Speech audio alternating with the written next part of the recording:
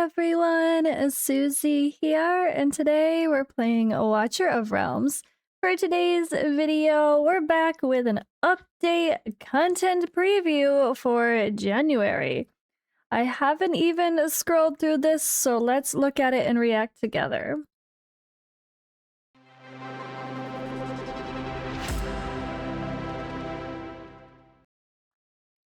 Alright, so we already know there is a huge update coming. Like, I read through this update. It is big. But maybe we get a little bit more visual or extra teasers in this update intro. But I have a video reading through this massive thing if you haven't read it yourself. The only thing I have not read through on video for whatever you guys, I read it so you don't have to, is this. So Matrix Adjustment Notice. This also will come like tomorrow night, whatever. Or tomorrow, I don't know. Tomorrow for reset? So yeah, okay, tomorrow. Reset. This time in 24 hours, sorry. But yeah, anyway. Big adjustment to Titanic Ruins. So maybe I quickly start there because this is an important adjustment. And it's probably noted in the update intro. So the Titanic Ruins Matrix 1 stage is having a huge change. If you guys did miss this one amongst all the other notices here, it's kind of easy to miss things, honestly, because they're not always like at the top when they're the newest, or the red dot doesn't always stay. So yeah, let's start here, as this is an important thing to read through. Boss skills removed: Chain Fission, Relentless Evolution, Emergency Recharge Protocol, and Annihilation Pulse. Yes, removed, no more. Boss skill added: Pact of Silence. Cerberus initiates the Destruction Protocol and starts a countdown. At the end of the countdown, it deals a devastating strike to the entire field one at a time. Killing monsters during the countdown weakens Cerberus's energy level and reduces the ultimate's final damage. Boss skill added: DK Overflow.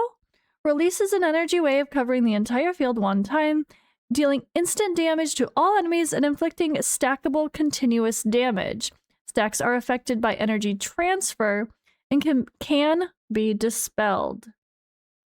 Boss skill adjusted: Focus Strike, remove the death penalty. And boss skill added: Energy Transfer. Whenever an enemy unit perishes, Cerberus's energy level increases.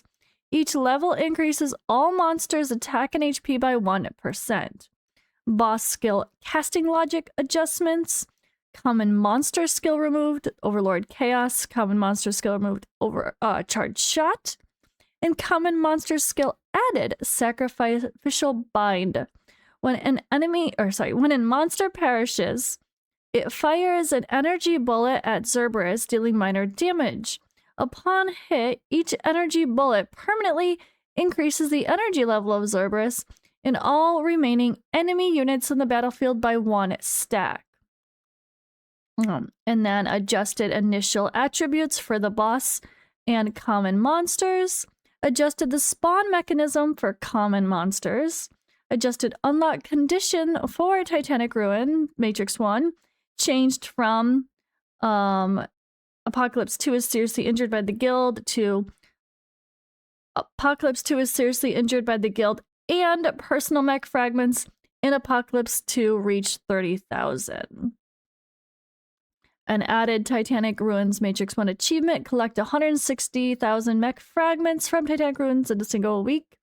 Rewards: a Demon Captain Slaughter or Glacius Choice chest and a new medal. So that is a great adjustment here for a Matrix. So in case you missed it, there you go. But let's go on to this new update post. Okay. Exciting news, Commanders. Our latest update drops on the 6th, bringing you a new map for Malrik Halls of Illusion, new faction demon soldiers, and more. Scroll for all the details. Malrik Halls of Illusion new map. Launch time after the update. So let's see here. Commanders can use the special keystone Molten Obsidian to challenge the new Malrik's Halls of Illusion stages. Molten Obsidian introduces more interesting tag combinations in monster lineups, allowing more heroes to shine on the battlefield. The new Malrik Halls of Illusion maps feature more compact monster waves, shorter battle durations, reducing the burden on commanders' manual play. Challenge rewards. Perfect Darkfall gems, Runic Augmentation gems, Advanced Dark Augmentation, Darkfall Evolution, Transmutation, and Variant gems. It's new Perfect Darkfall gem. Major optimizations and adjustments.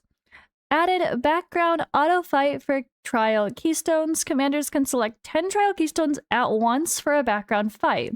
Results are calculated for all 10 trial keystones at the end of the battle, further reducing the challenge burden. Reduce the difficulty of some level 1 mossy quartz, making them easier to challenge. And trial keystones now display the remaining energy at the deployment limit for the corresponding stage. The battle result interface also displays the completion rate to help commanders better understand the challenge details. So the image is pretty small here, but as you can see, you're selecting a bunch to go do at once. Wow. You can select different rarities. It's not like they all have to be the same. That's interesting. I figured they'd all have to be the same, but no. And then it's gonna just do them in the background and collect the loot depending on what you got. That is it. I don't know if so like, what if you do really terrible on the red ones and you want to redo just the red ones but not the rest of them? I guess you really gotta be able to know you can handle the full auto. It's gonna be hard for the higher ones, but I guess it's more the lower ones anyway. Yeah. Okay. Recommended heroes. The new map offers... Fuck you, Vlara. The new map offers more deployable areas and platforms, providing more rooms for mages, marksmen, and healers. We recommend using platform heroes with strong AoE attack capabilities. Good, I'll have fun bringing in my Beatrix and my Valise and all that again, right? I hope so. Dr. Van Helsing, I have not even properly geared yet, so I need to get him going because he's super cool. Summon team, yes, okay, perfect. Ezreth. So they're suggesting strong platform AoE attack heroes. Summon teams, yes, yes, yes. My A3 Anora is bored. Give her something to do because that's the hard part. When you have... Okay, this team looks amazing. If you can use all three, but usually you don't really need all three. Like usually Valise and Beatrix alone, along with Ezrith, Beelzebub, and then whatever else is going on is enough. You don't really need that Anora as well. But I will certainly try to get Anora involved. I'd love to. I have an A3. Tactician heroes with flexible displacement. So definitely another fun one. Rivenhalds. So I would love... Maybe that's what I'll try. Rivenhalds and Ezrith as the newer lords with a summoner team and a northerner team. That will be fun. Okay. New faction and Demon Soldiers. Release date after the update. The new Demon Soldier faction, Bloodspring, is now available, featuring new Demon Captain Countess Marieth, and several Demon Soldiers, including a Spectre Skeleton Archer. Some existing Demon Soldiers, such as Batwing Banshee, and also a Bloodspring faction, gain a faction skills. Bloodspring faction is a survival-oriented faction that gains a numerical advantage through strong survivability, overwhelming the opponent's defense team. Bloodspring, oh, she looks cool. Oh my gosh. So this Bloodspring faction, Demon Captain Countess Marieth, a powerful survival-oriented demon captain that provides a strong survival environment for other demon soldiers. Features an ultimate that can be manually released at precise moments. Has 2 demon captain forms. Commanders can choose which form they use before battle to counter the opponent's defense team. Lord skill increases the basic attributes of a faction team demon soldiers when deployed. The demon captain grants corresponding damage reduction to other deployed demon soldiers based on the form used. Very curious to see that. It's gonna be fun. Maybe I'll actually try. Oh, look at the art of these got a little bit better too. They got a little sexier, prettier for the demon soldiers. Look at that tormented banshee too. She cute. Okay, the skeleton archer looks super fun. Spectre Skeleton Archer. Alright. Demon Soldier, Twisted Psychophant, Baron Salem, Batwing Banshee, and Tormented Banshee. Alright, and Enhanced Guild War Rewards. Sorry guys, I've read this like 3 or 4 times now because I did it for Forerunner server news and then I did it for the actual one and now we're doing it again here. It's fine. At least we're gonna know what the update is. So added a season exclusive. Let's scroll this down. There we go. Added a season-exclusive animated avatar border reward for the top 3 guilds in the Guild War season. Added various gear, gems, and unpolished legendary soulstone shards to season settlement rewards. Added random gear gem rewards for single attacks in Tier A, Platinum, and above guilds. And improved the rewards for each round of Guild War and added a random gear gem reward. Season animated avatar, a border, evolution gem, variant gem, transmutation gem, unpolished legendary soulstone shard. Alright, a release after the update here for new artifacts. We get to see what these look like now. Hand of Doom is a marksman artifact. Suitable for single target DPS and AoE marksman. Increases the wearer's damage after killing a certain number of enemies. Additionally increases penetration. Hates Contagion. This is a fighter one.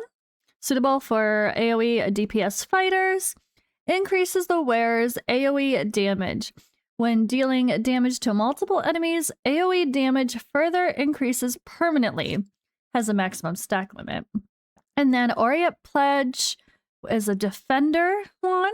Suitable for frontline DPS defenders. Additionally increases damage when the wearer's HP is above a certain percentage. And then Resonance Bell is another for tacticians. Suitable for all DPS tactician heroes. Increases the wearer's damage when there are adjacent allies to the wearer. Damage further increases. Ah! Okay, there's a confirmation. Sometimes you hear the rumor mill, but you want those confirmations. Event exclusive hero Anora returns on the 15th. Heads up. If you guys are looking for Anora, she's coming back. Now, personally, considering what we just saw right here, this makes me, even though they're suggesting her in the team, it makes me a little less inclined to care about her because we have Elise and Beatrix. And along with Ezrith, it's like, how are you going to use all the people? I don't know. Kriya's really good now too. But yeah, if I could do this team plus Ymir, this sounds like a very fun team to have. I already have an Awaken 3 Anora. I think I did use one Soulstone to make her Awaken 3 when I was planning to use her in Matrix content, and then that right after that, like, Valise came out, and I was like not even needing her for my rebuild of my team. However, she's still really fun, especially if you have Ymir. But I feel like it might be the situation where you just get one copy and don't worry about getting duplicates, you know? Like, we know how the rates are. It's really tough to get many copies of the limited hero, so just grab your one copy, or, you know, whether that be your first time getting her, or just grabbing an Awakening equivalent. I think that's probably the smarter way to go, not go too crazy, because she's not like the best option needed, especially considering that the summoner teams are just really strong now. And even with, whether you consider her as an esotericist or cultist, there still are so many other options where she's not usually necessary. But I still think she's a pretty solid pair for when you have Ymir with her. But if you don't have Ymir with her, I certainly wouldn't be pushing extra either, right? It's interesting when a new hero comes out because she's so good, and she's absolutely a great hero. Probably in, I want to see her used in Matrix. I want to see if I can get her involved in my Matrix team. I'm not so sure about that. But is she gonna be the #1 limited pick that people are hoping comes back? Still, no. We still want that Kagiri, Sung Wukong, Dao Chen above her. And maybe even Moradin, right? But then she's still in the conversation. it's good to have another limited event coming back because, you know, those are at least a guaranteed to get a hero, period, that you're trying to work on, whether or not it's your top choice, I don't know. But I'll be happy to get another awakening, I guess. Certainly not a bad thing to keep working on these heroes. I'm guessing they're going to be reselling her skin, or maybe not because it was Chinese New Year special. Oh, wait. Chinese New Year is soon, but not with this event. Was this a Chinese New Year special skin, right? I think so. It's really beautiful. But I do have... Why did I do one soul stone? I regret this so much now. I regret that so much. I was just excited to, like, finally build a cultist team. And then... Yeah. Then I never used her afterward. I swear, I put the soul stone in her and then I never did anything. It's fine. It's fine, it's fine. I'll get an Awaken 4, which will just get me closer to an Awaken 5. And that won't be so bad for sure, right? Increased damage, all the stuff. Alright, Anora's returning, guys. Confirmed. And yeah, thank you guys for hanging out and watching with me this morning or afternoon or whenever the hell you're watching this video. And I will see you in the next one.